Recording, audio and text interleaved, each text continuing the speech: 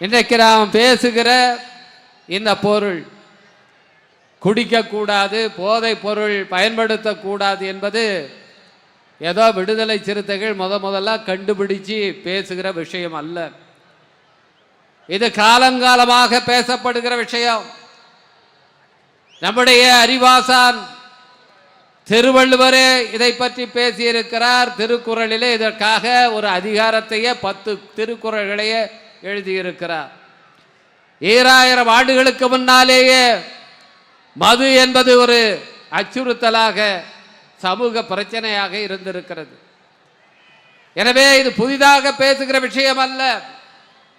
ஆனால் விடுதலை சிறுத்தைகள் கட்சி ஒரு விஷயத்தை, ஒரு பிரச்சனையை எடுத்து பேச ஆரம்பித்தால் அது எல்லோருக்கும் தெரிந்த விஷயம், எல்லோரும் பேசுகிற விஷயம் என்றாலும் விடுதலை சிறுத்தைகள் கட்சி தலைவர் எழுச்சி தமிழர் அவர்கள் அந்த பிரச்சனையை தொட்டுவிட்டால் அது முக்கியமான ஒரு அரசியல் பிரச்சனையாக இங்கே மாறும். இந்தியாவில் சனாதன கொள்கைகளை எதிர்த்தவர்கள் கட்சிகள் இருக்கின்றன.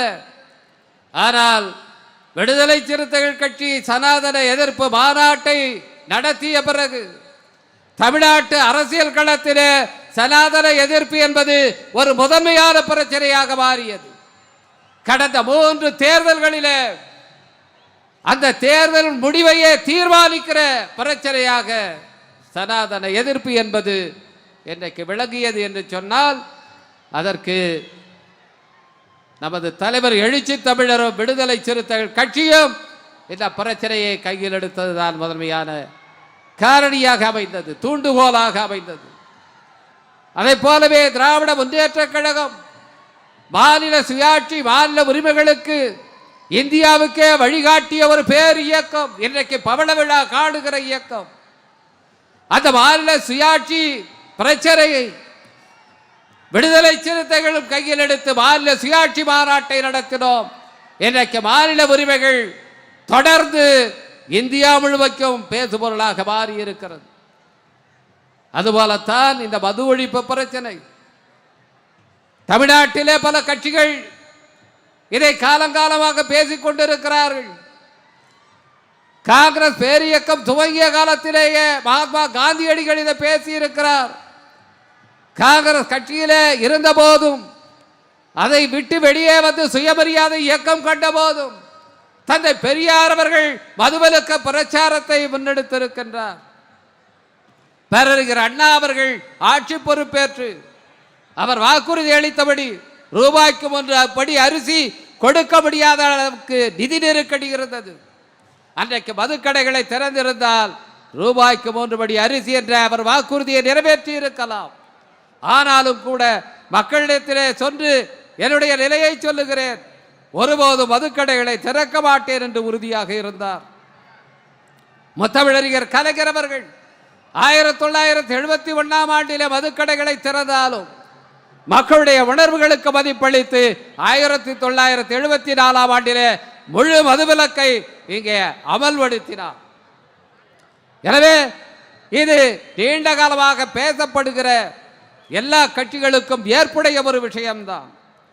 ஆனால் இன்றைக்கு ஏன் விடுதலை சிறுத்தைகள் கட்சி இதை எடுக்க வேண்டி இருக்கிறது?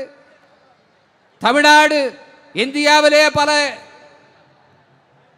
பிரச்சனைகளை பல விதங்களிலே முன்னிலை வைத்துக் கொண்டிருக்கிறது.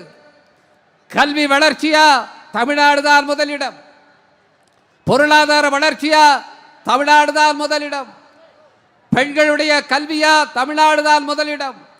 எப்படி ஐநா சபையினுடைய வளர்ச்சி குறியீடுகளிலே 13 குறியீடுகளிலே தமிழ்நாடு இந்தியாவிலேயே முதலிடத்தை பெற்றிருக்கிறது. நம்முடைய மாண்புமிகு முதலமைச்சர் அண்ணன் தளபதியார் அவர்களுடைய தலைமையிலான இந்த ஆட்சி தமிழ்நாட்டை 13 குறியீடுகளிலே முதலிடத்துக்கு கொண்டு வந்திருக்கிறது. ஆனால் கவனம் செலுத்த முடியுமே, அத்தகைய பெருமையோடு இருக்கின்ற தமிழ்நாட்டிலே மது குடியர்களுடைய எண்ணிக்கை அதிகரிக்கிறது. இந்தியா முழுவதும் மது அருந்துகிற ஆண்களுடைய சதவீதம் 22% என்று மதிப்பிடப்பட்ட நிலையில் தமிழ்நாட்டிலே 32% இருக்கிறது.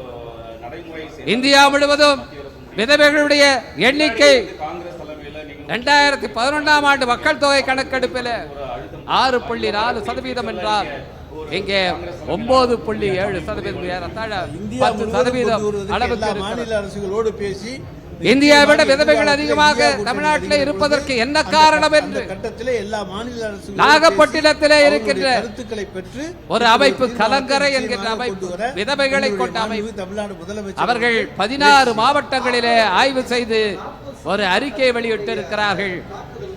பாதி பேர் மது குடியர்கள், அவர்கள் கணவர்கள் மது குடியர்களாக இறந்து போன காரணத்தினாலே விதவைகளாகிவிட்டார்கள் என்ற அதிர்ச்சி தரும் தகவலை இன்றைக்கு சொல்கிறார். இத்தகைய சமூக அவலம் தமிழ்நாட்டிலே தொடரக்கூடாது. எனவே இதை கட்டுப்படுத்துவது என்பது வெறும் அரசாங்கம் செய்கிற வேலை மட்டுமல்ல, பாரின அரசுடைய கடமை மட்டுமல்ல, ஒன்றிய அரசுக்கும் இதிலே பொறுப்பு இருக்கிறது என்பதைத்தான் நம்முடைய தலைவர் அவர்கள் இன்றைக்கு இங்கே முன்மொழிந்த தீர்மானங்களில் நாம் பார்க்கிறோம். அது மட்டுமல்ல, நமக்கும் பொதுமக்களாகிய நமக்கும் இதிலே பொறுப்பு இருக்கிறது. அரசியல் கட்சிகளுக்கு, சமூக இயக்கங்களுக்கு, ஆசிரியர் அமைப்புகளுக்கு, தொழிற்சங்கங்களுக்கு இதிலே பொறுப்பு இருக்கிறது. அந்த விதத்தில் நம்முடைய பொறுப்பையும் நிறைவேற்ற வேண்டும். நம்முடைய கோரிக்கையை மாநில அரசுக்கும் ஒன்றிய அரசுக்கும் முன்வைக்க வேண்டும் என்கிற விதத்திலே தான் இந்த மாநாட்டை இங்கே நடத்துகிறோம். ஒடுக்கப்பட்ட மக்களுடைய பேரியக்கமாக திகழ்ந்து கொண்டிருக்கின்ற விடுதலை சிறுத்தைகள் கட்சி அந்த மக்களுக்கான கோரிக்கைகளை மட்டும் முன்வைக்கிற கட்சியாக வேண்டும் என்று இன்றைக்கு ஒன்றுபட்ட நிலையிலே தமிழ்நாடு முழுவதும் மக்களை பாதிக்கிற அனைத்து பிரச்சனைகளையும் கையில் எடுத்து போராடுகிற தலைவராக நம்முடைய தலைவர் எழுச்சி தமிழர் திகழ்ந்து கொண்டிருக்கிறார். அதனுடைய ஒரு வெளிப்பாடுதான் இந்த மது போதைப் பொருள் ஒழிப்பு மாநாடு. 100 ஆண்டுகளுக்கு முன்னாலேயே மதுவிலக்குக்காக சங்கம் அமைத்து போராடியவர்கள் இந்த ஒடுக்கப்பட்ட சமூகத்தைச் சேர்ந்தவர்கள் 1902ஆம் ஆண்டிலேயே இதற்காக சங்கம் அமைத்து செயல்பட்டு இருக்கிறார்கள். 1900ஆம் ஆண்டிலேயே இதற்காக பத்திரிகை நடத்தி இருக்கிறார்கள். இதற்காக கும்மி பாடல்களை வெளியிட்டு இருக்கிறார்கள். அப்படியான ஒரு நீண்ட வரலாற்றினுடைய தொடர்ச்சியாக இன்றைக்கு இந்த மாநாட்டை நாம் நடத்தி கொண்டிருக்கிறோம்.